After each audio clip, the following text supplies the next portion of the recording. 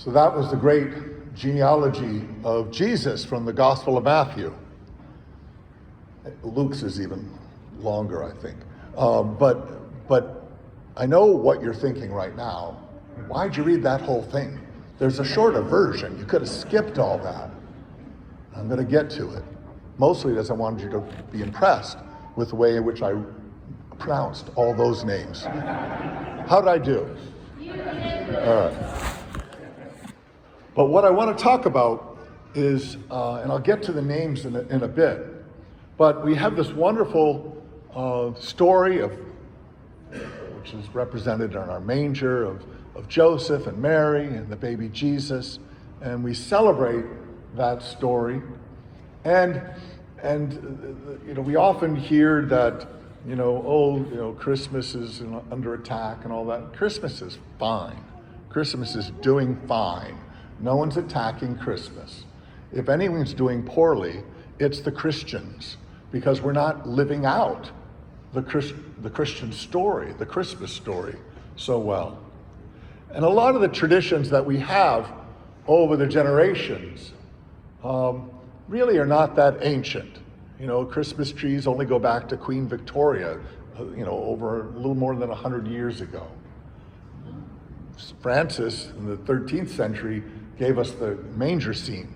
It means there was 1,300 years before anyone had a little nativity set in their house. So none of these things are ancient and go back to the early Christian church.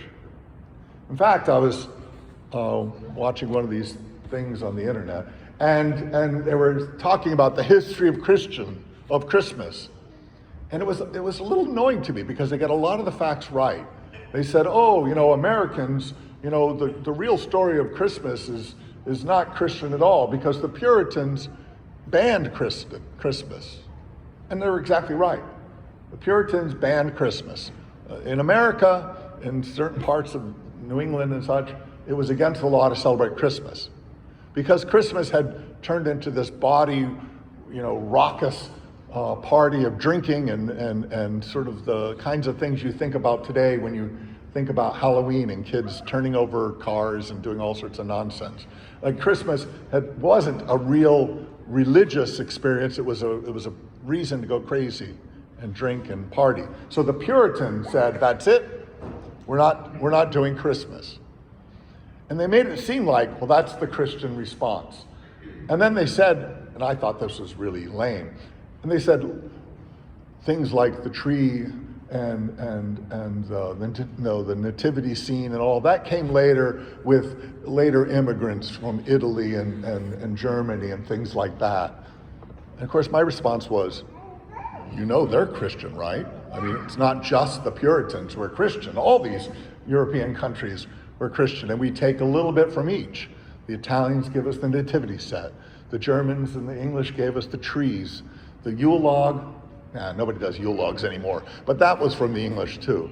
But we have all these wonderful, wonderful traditions, and none of them really go back that far. But you know what does go back really far? And we've celebrated it this year for the 1700th anniversary of the Nicene Creed. And you remember Pope Leo was recently in Turkey to celebrate and commemorate the Council of Nicaea 1700 years ago.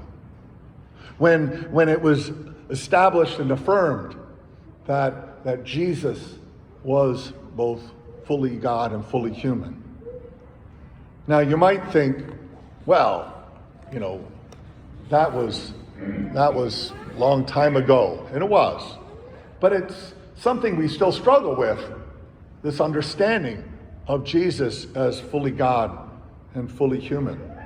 The first several centuries, it wasn't really established that Jesus was fully God and fully human. And it's not for the reasons you might think. Because the earliest Christians, some of them took quite easily to the fact that Jesus was God. Because if our salvation is going to come through Jesus, well, he has to be God, because only God can save us. The real challenge for some in the early church was whether Jesus was human. Because, well, you know what we're like. We're schlubs. I mean, you know, if you've been a human for as long as I have, you know that we're not that great. We sin, we err, we have problems. And for some in the early church, the challenge was believing that Jesus could possibly be human. Because how can one of us save the rest of us? Knowing who we were, the challenge that was resolved in Nicaea 1700 years ago was that if Jesus is really going to save us, he can't just be God, because God doesn't need saving. He had to be God and human, because that's the part that needs saving, us. That's why I did the full reading of the genealogy. Because you see, Matthew is and I tell you, Luke, am I not right? Luke is longer with his genealogy. Luke goes all the way back to Adam. And the genealogy is meant to affirm the humanity of Jesus. That Jesus wasn't this angel floating down from heaven who decided to get us all out of problems and solve our sin by forgiving us. That Jesus really was human. And so Matthew, speaking mostly to a Jewish population, starts with Abraham and shows, look at 14 generations, 14 generations, 14 generations. There it is. Jesus is fully human. He's part of the great lineage of the Jewish people. Luke, speaking to Gentiles, has to go all the way back to Adam to say he's really human. The very first human was Adam, and Jesus is in the line of all humanity. The story of the genealogies is the story of convincing ourselves that Jesus really, really was human. And it's so important because when we get to Lent, when we get to Easter, when we get to the cross and the resurrection, which we'll celebrate in a few months, we celebrate the fact that Jesus, fully God and fully human, died on the cross and rose again for us. We'll celebrate the resurrection of Jesus, because if he wasn't fully human, what's the resurrection all about? God doesn't need resurrecting. The humanity and the divinity of Jesus is what's at core here. And so at Christmas, we remember his humanity. We remember that he became a schlub like us to let us know that we're worth it, that we're worth saving, that we have value because God loves us. He loved us so much that he sent his son to become one of us. And that's the story of the incarnation and the death and resurrection of Jesus. So as we put up our trees and sing our carols, beautifully done, as we